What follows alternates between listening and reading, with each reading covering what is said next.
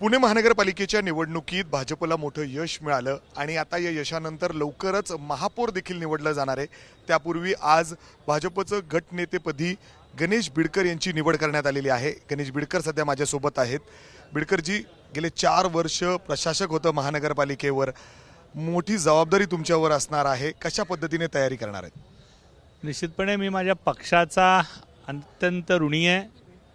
आदरणीय देवेंद्रजींनी या पदावर काम करण्याची मला संधी दिली। आदरणीय रवीजी चव्हाण साहेब यांनी मला संधी दिली, चंद्रकांत दादा असतील, मुरली अण्णा असतील, या सगळ्यांनी मिळून हा निर्णय केला।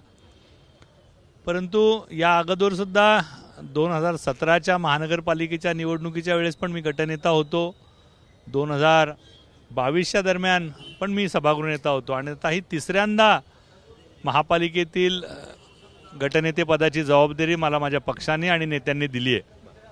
एक मोठं आव्हान आहे, कारण 119 नगरसेवक निवडून आलेत, 80 नगरसेवक नवीन आहेत आणि एक मोठं ग्रोथ होणारं शहर आणि अपेक्षांना भरलेलं शहर हे आता भारतीय जनता पार्टीच्या हातात पुणेकरांनी दिले। एक मोठी उणीव मला या ठिकाणी जाणवते आहे।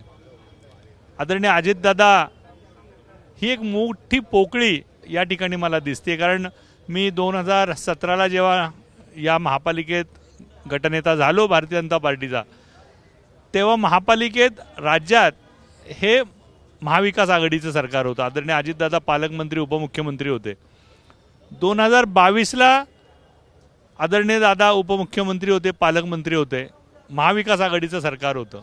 दोन्ही वेळेला मला जेव्हा जबाबदारी मिळाली तेव्हा राज्यात महाविकास आघाडीचं सरकार होतं, काँग्रेसचं आणि सरकार होतं, पण अजितदादा माझ्या पाठीमागं खंबीर उभे होते आणि या शहराच्या विकासासाठी अजिबात पक्षभेद न करता आमचे सगळे निर्णय अजितदादा आमच्या पाठीशी उभे राहून आम्हाला सपोर्ट करत असत। आज ती मोठी उणीव ह्या मोठ्या जबाबदारीच्या दिवशी माझ्यासारख्या कार्यकर्त्याला आहे। आदरणीय दादांचा एक मोठा भक्कम पाठिंबा, आधार आम्हा सर्व नगरसेवकांना असायचा, पक्षविरहित असायचा। मी गटनेता असेल, सभागृह नेता असेल, कोरोना काळातला अजितदादांचा सहभाग असेल, या सगळ्यात या महापालिकेत एक मोठं सहकार्य, मोठी मदत दादांची असायची आणि त्यामुळे आज ही मोठी जबाबदारी आली आहे। पुणेकरांच्या भावना आहेत, पुणेकरांच्या अपेक्षा आहेत आणि या सगळ्यांना सामोरं जात असताना निश्चितपणे माझ्यासारख्याला माननीय दादांची उणीव आज भासते। अर्थातच जे तुम्ही उल्लेख करतायत, कुठल्याही पक्षाचा असो, विकास कामं म्हणलं की दादा कुठलाही पक्ष हे ते बघत नव्हते कधीच, अगदी। मात्र त्याचवेळी भाजपला ज्या पद्धतीने पुणेकरांनी एक मोठं यश दिलं, 119 नगरसेवक दिलेले आहेत, त्यातील 80 नगरसेवक हे नवीन आहेत, त्यांना कशा पद्धतीने तुम्ही ट्रेन करणार आहात, मदत होणार आहे तुमची आणि एक मोठं टास्क असणार आहे।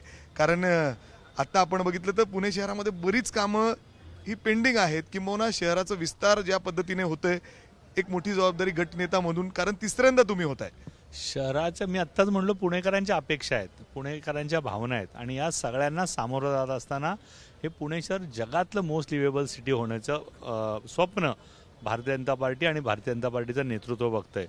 मग अंडरग्राऊंड बोगदे असतील, ओव्हरहेड, सगळा SCM टेअर ब्रिज असेल, नवीन 42 किलोमीटर रिव्हरफ्रंट असेल, सगळ्या मैला पाणी शुद्धीकरण केंद्र असतील, जलशुद्धीकरण केंद्र असतील, लिंक रोड असतील, रस्त्यांचं जाळं असेल, असे सगळी मोठी आव्हानं आणि याला जवळपास 50,000 कोटींपेक्षा अधिकचा निधी इन्व्हेस्टमेंट लागणार आहे आणि त्यामुळे एक मोठं आव्हान हे या शहराचं आहे। या शहरात निश्चितपणे हे शहर मोठं करण्याला, हे शहर मोस्ट लिव्हेबल करण्याचं स्वप्न आदरणीय देवेंद्रजींनी बघितलं आहे, ते तुम्ही त्यांच्या टॉक शोमध्ये बघितलं असेल। त्या दृष्टीने हे सगळं प्रयत्न भारतीय जनता पार्टीचे नवे जुने सगळे नगरसेवक म्हणून आम्ही करणार आहोत। शेवटचा प्रश्न अर्थातच प्रत्येक पुणेकराला पडलेला आहे, महापौर कोण असणार?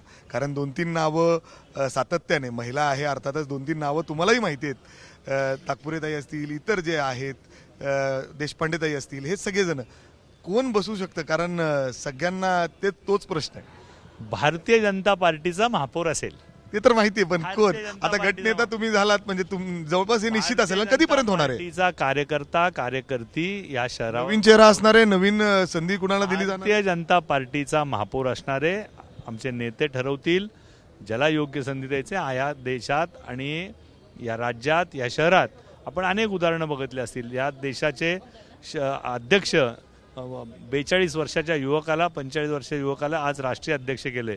या शहराचे खासदार मुरली मोळ यांना केंद्रात नेऊन मंत्री केले. पण या पार्टीत कोणालाही काहीही करू शकतात आणि त्यामुळं योग्य कार्यकर्त्याला योग्य संधी मिळेल असं मला या ठिकाणी वाटतं. अर्थात योग्य कार्यकर्त्याला योग्य संधी या ठिकाणी दिली जाईल. मात्र आज गटनेतेपदी जर आपण बघितलं तर गणेश बिडकर यांची वर्णी या ठिकाणी लागलेली आहे. मोठी जबाबदारी असणारे, कारण 119 नगरसेवक आहेत ज्यांना सोबत घेऊन चालायचं आहे आणि पुणे महानगरपालिका ही चालवायची आणि लवकरच महापौरपदी देखील एक नवीन चेहरा कदाचित बसू शकतो असं देखील सांगतायत. जवळपास 6 तारखेपर्यंत निश्चित होईल. 3 तारखेला अर्ज भरणार आहे. 3 तारखेला अर्ज भरणार 11 ते 3 म्हणजे जवळपास 3 तारखेला हे स्पष्ट असेल कोण महापौर. अर्थात 3 तारखेपर्यंत हे देखील स्पष्ट होईल की पुणे महानगरपालिकेवर कोण महापौरपदी विराजमान होत आहे. मात्र आता तरी गटनेतेपदी गणेश बिडकर यांची वर्णी लागली आहे. कॅमेरामॅन अमोल गवाळेसह मी मिकी घई, एबीपी माझा, पुणे. एबीपी माझा, उघडा डोळे बघा नीट.